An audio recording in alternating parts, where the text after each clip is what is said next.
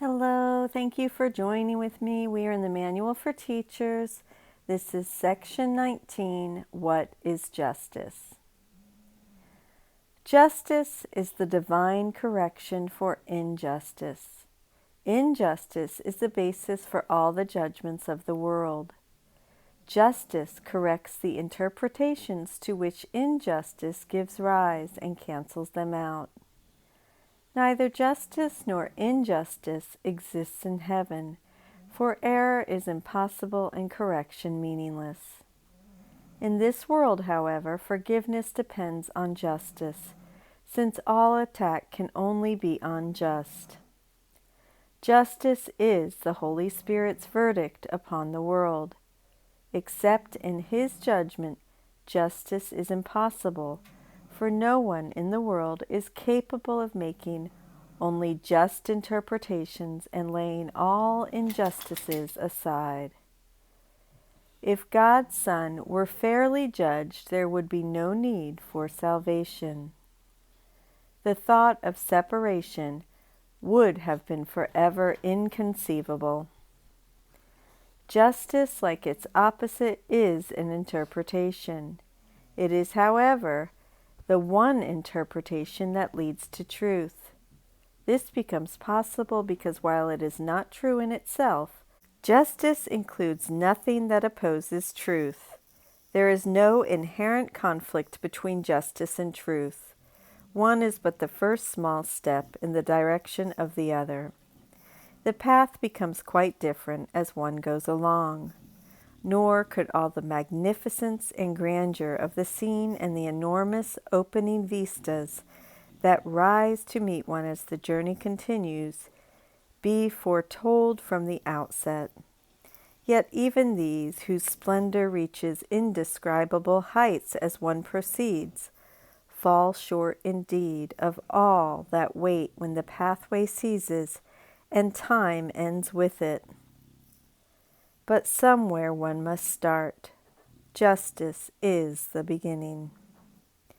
All concepts of your brothers and yourself, all fears of future states, and all concerns about the past stem from injustice. Here is the lens which, held before the body's eyes, distorts perception and brings witness of the distorted world back to the mind that made the lens and holds it very dear. Selectively and arbitrarily is the concept of the world built up in just this way. Sins are perceived and justified by careful selectivity in which all thought of wholeness must be lost. Forgiveness has no place in such a scheme, for not one sin but seems forever true. Salvation is God's justice. It restores to your awareness the wholeness of the fragments you perceive as broken off and separate, and it is this that overcomes the fear of death. For separate fragments must decay and die, but wholeness is immortal. It remains forever and forever like its Creator, being one with Him. God's judgment is His justice. Unto this, a judgment wholly lacking in condemnation, an evaluation based entirely on love, you have projected your injustice, giving God the lens of warped perception through which you look. I'm going to repeat that. Giving God the lens of warped perception through which you look. Now it belongs to Him and not to you. You are afraid of Him and do not see. You hate and fear yourself as enemy. Pray for God's justice and do not confuse His mercy with your own insanity.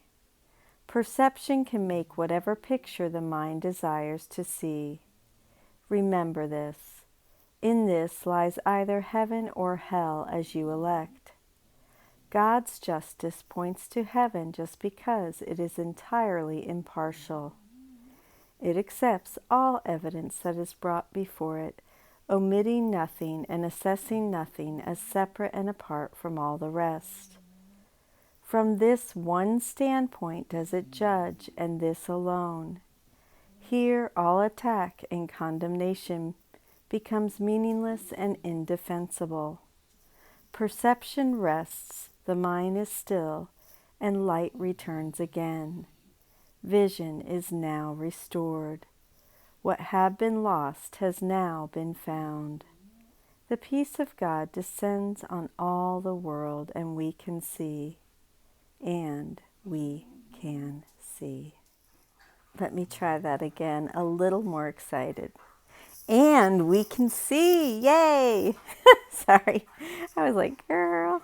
Yes, peace, I love you. Thank you so much for joining with me today. Have a beautiful day. I will see you tomorrow. I love you.